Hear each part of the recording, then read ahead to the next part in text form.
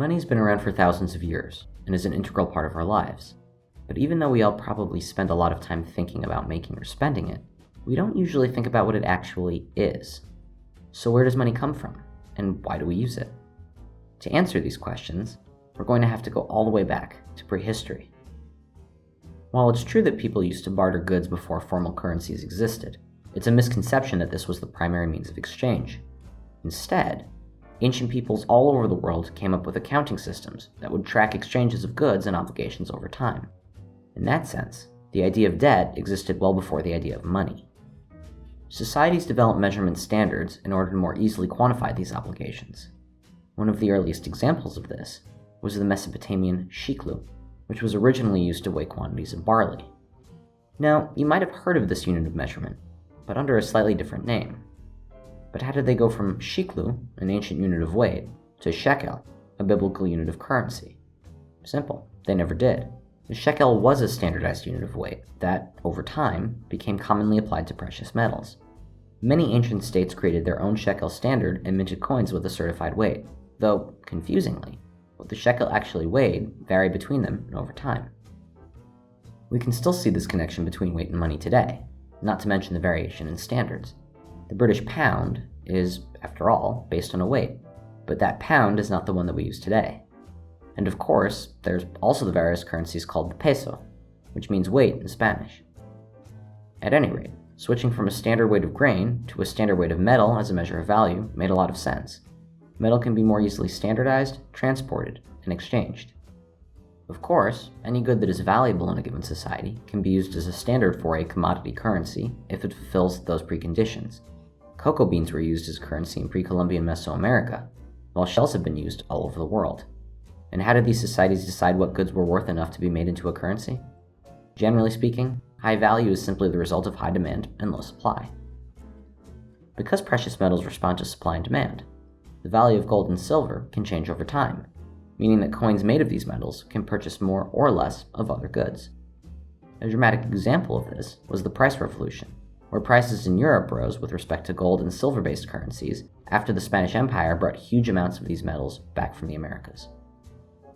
Transitioning to metal coins was of course not the last innovation in how we measure and exchange value. Metal can only be worth so much, so large transactions could still require a lot of it, which can be cumbersome and even dangerous. Thankfully, the practice of accounting in debt never died out, and many merchants got in the habit of issuing paper receipts as a confirmation of what they had listed in their books. Starting in China, this practice eventually evolved into something called representative money. With this system, a large party, usually government, stockpiles commodity currency and issues paper notes that stand in for the value. These notes can be traded and can be redeemed for the commodity itself. It made sense then that bills tended to have a higher value than coins. After all, that was kind of the point. Now, most countries no longer use commodity currencies. Rather, they have something called a fiat system, where the government just kind of says that the money that they print should be used for payments. Why does this currency have any value if it isn't backed by anything? Again, value is the result of supply and demand, and the reason for demand is at least in part because fiat currency is good at what it does.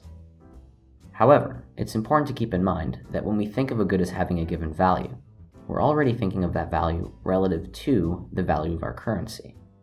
That's how all measurements work after all. Nothing can be measured without it being compared to something else. This is a bit hard to get your head around, but at the end of the day, when someone uses $1 to buy a loaf of bread, the other person is effectively using a loaf of bread to buy $1. Because the value of goods all fluctuate relative to each other, and because it's hard to standardize loaves of bread, economists need a more robust way to measure the value of a currency.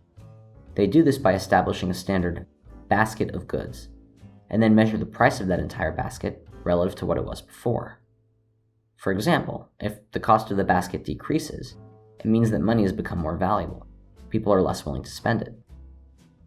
Clearly, it makes more sense to talk about how the value of money changes, rather than trying to quantify what the value of money actually is.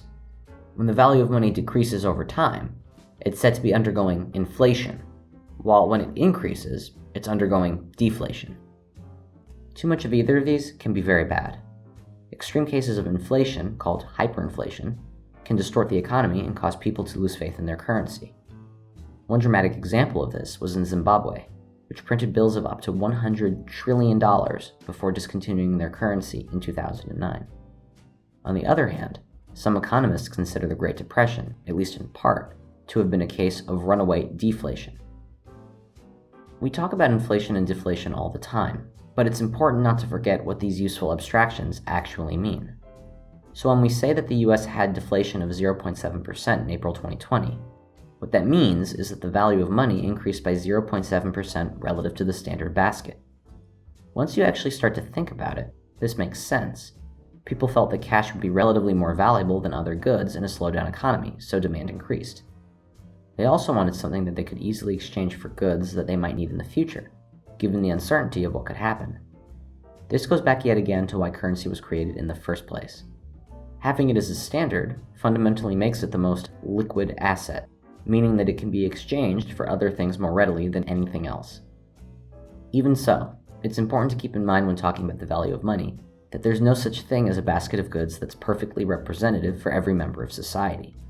Measures of inflation and deflation are just a best guess at the average change. That means that even in times of inflation, the value of money can still increase relative to a given set of goods, and vice versa. Money is an abstraction that we've created to easily quantify and transfer value, and over its history, we've continued to make it better and more efficient. But we shouldn't lose sight of the fact that the dollar amount describing value is a measurement with its own quirks that might not necessarily give us the full picture. Either way, whatever money is, we all use it, so it's important that we all understand how it works.